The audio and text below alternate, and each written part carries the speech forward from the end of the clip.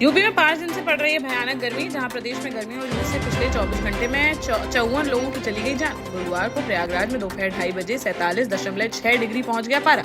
आगरा में तेज आंधी के बाद देखने को मिली बारिश। फतेहपुर में खेत में काम कर रही बुजुर्ग महिला की गर्मी से हो गई मौत। झांसी में 2 लोगों की भीषण गर्मी से हो गई मौत। हालत खराब होने के बाद मऊरानीपुर के खिलारा गांव निवासी 52 वर्षीय रमेश चंद्र द्विवेदी और पूंछ के 11 निवासी 69 वर्षीय शीतल प्रसाद को अस्पताल में कराया गया भर्ती, जहां इलाज के दौरान दोनों ने तोड़ दिया दम। मध्य प्रदेश में नौतपा के छठे दिन गुरुवार को चली गर्म हवाएं, जहां 33 जिलों में देखने को मिली भीषण गर्मी। निवाड़ी आज फिर रहा सबसे गर्म शहर, यहां 48 डिग्री तापमान किया गया दर्ज। वहीं राजधानी भोपाल में 40 डिग्री के पार पहुंच गया पारा। मौसम विभाग ने ग्वालियर चंबल में लू का रेड अलर्ट किया है जारी। इधर 15 से 20 जून के बीच मानसून आने का जताया गया है अनुमान। सपा के पूर्व विधायक आजम खान को डोंगरपुर बस्ती केस में रामपुर की एमपी एमएलए कोर्ट ने 10 साल की सुनाई सजा, साथ ही 14 लाख रुपए का लगाया गया जुर्माना। कोर्ट ने बुधवार को आजम खान व बरकत अली को दे दिया था दोषी करार। गुरुवार को सुनाया गया है बड़ा फैसला। अब तक आजम खान को 3 अलग अलग मामलों में हो चुकी है 2, 7 और 10 साल की सजा। झांसी में लगने जा रही है बुंदेलखंड की पहली प्लाईवुड फैक्ट्री, जहां लखीमपुर खीरी की निजी कंपनी 11 करोड़ रुपए का निवेश कर यहां लगाएगी 1.5 एकड़ में यूनिट। फैक्ट्री के लिए जमीन भी कर ली गई है चिन्हित। कंपनी का सरकार के साथ हो चुका है करार। इस साल के अंत तक फैक्ट्री बनकर हो जाएगी तैयार, जिसके बाद शुरू हो जाएगा उत्पादन। एटा में सुबह सुबह मां बेटे का शव मिलने से फैल गई सनसनी। स्थानीय लोगों की सूचना पर तुरंत मौके पर पहुंची पुलिस ने घटनास्थल का निरीक्षण कर शिनाख्त के किए प्रयास, लेकिन नहीं हो सकी पहचान। पुलिस ने पोस्टमार्टम के लिए भेज दिए दोनों के शव।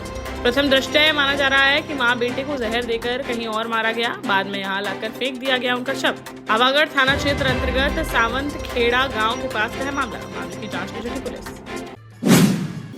मध्य प्रदेश के सरकारी स्कूलों में नियमित शिक्षकों की कमी को देखते हुए अस्थायी तौर पर नियुक्त किए गए अतिथि शिक्षकों की खतरे में पड़ सकती है नौकरी, जहां सरकारी स्कूलों में 30% से कम रिजल्ट वाले अतिथि शिक्षकों को अब नहीं मिलेगी नियुक्ति।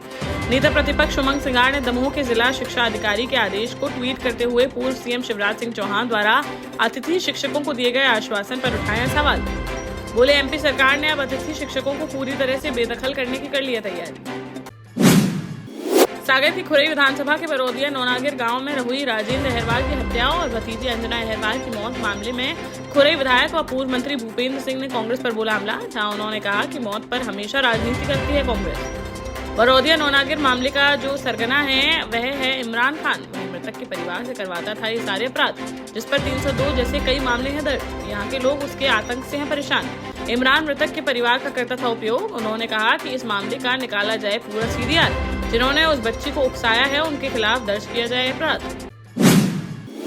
ललितपुर बानपुर क्षेत्र से हुए मक्खन अपहरण कांड का पुलिस ने कर दिया है खुलासा, जहां सामने आया कि ससुर से लड़ाई होने पर घर जमाई द्वारा सबक सिखाने व खुद का अलग घर बनाने के लिए पैसों की व्यवस्था करने के उद्देश्य से अपनी बहन के साथ मिलकर उसने खुद के अपहरण का रचा था षड्यंत्र, जिसमें भाई द्वारा बहन के साथ मिलकर खुद के अपहरण की रची गई थी कहानी और 10 लाख रुपए की मांगी गई थी फिरौती। पुलिस ने भाई बहन को गिरफ्तार कर कार्यवाही करते हुए भेजा जेल।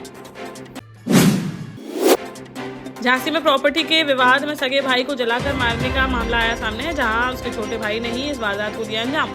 प्रेमनगर थाना क्षेत्र अंतर्गत हीरापुरा में रहने वाले 40 वर्षीय रामकुमार अहरवाल का अपने छोटे भाई से जमीन को लेकर काफी समय से चल रहा था विवाद, जिसने रात में कुंडी खुलवाकर रामकुमार को मिलने के लिए बुलाया बाहर। उसके वहां पहुंचने पर छोटे भाई ने उस पर पेट्रोल छिड़क कर लगा दिया। 50% तक झुलसे रामकुमार को मेडिकल कॉलेज में कराया गया भर्ती, जहां इलाज के दौरान गुरुवार को उसकी हो गई मौत। पुलिस ने शव को पोस्टमार्टम के लिए भेजकर आरोपी को गिरफ्तार कर जेल भेजने की कार्यवाही की शुरू। टीकमगढ़ में गहराया पेयजल का संकट, जहां बरीघाट फिल्टर प्लांट के पास जमीनी नदी का घट गया जल स्तर, जिस कारण शहर के 27 वार्डों में 2 दिन के अंतराल में की जा रही है पानी की सप्लाई। गुरुवार को भाजपा पार्षदों ने फिल्टर प्लांट का किया निरीक्षण। इस दौरान उन्होंने बताया कि नदी में बचा है बहुत कम पानी, बावजूद इसके नदी से पानी निकालने में लगे हैं यूपी के किसान। समस्या को देखते हुए टीकमगढ़ कलेक्टर अवधेश शर्मा ने यूपी के ललितपुर कलेक्टर को पत्र लिखकर जामनी नदी में पानी छोड़े जाने की है मांग। जल शाखा प्रभारी के अनुसार जल्द ही यूपी के बांध से नदी में छोड़ा जाएगा पानी, जिससे क्षेत्र के लोगों को पर्याप्त पानी मिलने की है उम्मीद। झांसी में थमने का नाम नहीं ले रहा आग लगने का सिलसिला, जहां वेलाइट चौराहे पर प्रमोद पेट्रोल पंप के सामने स्थित येस बैंक में लगी आग। सुबह कर्मचारी ने जब खोला बैंक का दरवाजा तो देखा कि वहां भरा हुआ था काफी धुआं। धीरे धीरे धुएं ने आग का रूप कर लिया धारण। सूचना मिलते ही मौके पर पहुंची फायर ब्रिगेड की टीम ने काफी मशक्कत के बाद समय रहते आग पर पा लिया काबू, जिससे टल गया कोई बड़ा हादसा। एसी से शॉर्ट सर्किट के कारण निकली चिंगारी बताई जा रही है आग लगने का कारण। फिलहाल समय रहते आग पर काबू पा लेने से बैंक में नहीं हुआ कोई भारी नुकसान।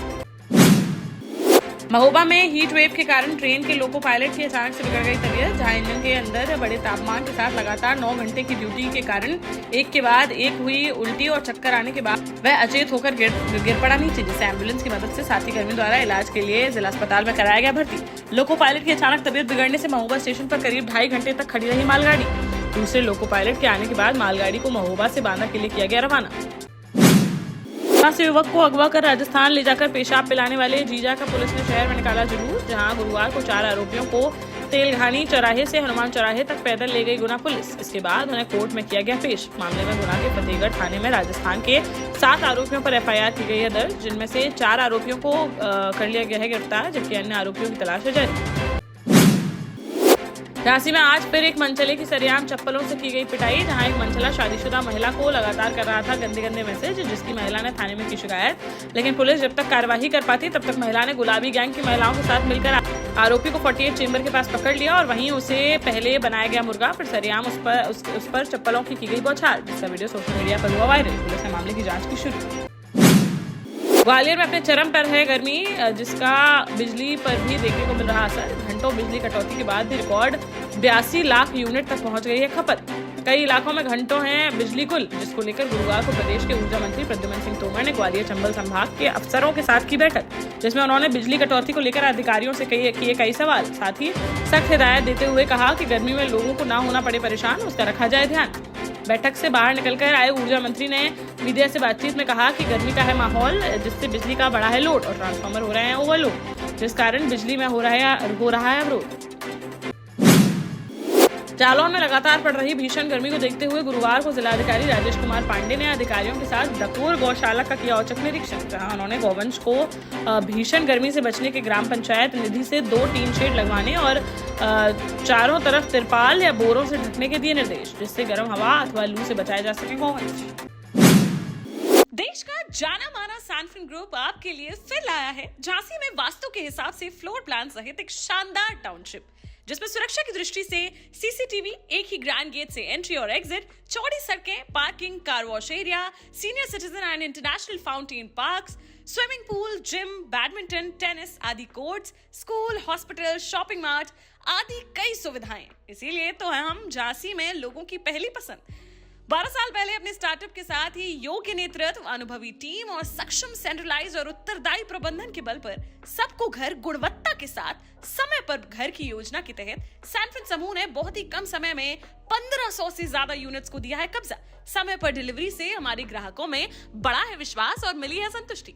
सैनफिन समूह ने बहुत कम समय में Sanfin Ashok city, green homes residency, green homes city, Sanfin Ashok valley, Delhi public school, Sanfin शाखा, केन सैनफिन अस्पताल सहित कई अन्य परियोजनाओं के साथ नई झांसी के निर्माण में स्थापित किया है एक बड़ा मुकाम। तो आप भी आज ही आइए अपने परिवार के साथ और कीजिए अपने सपने साकार।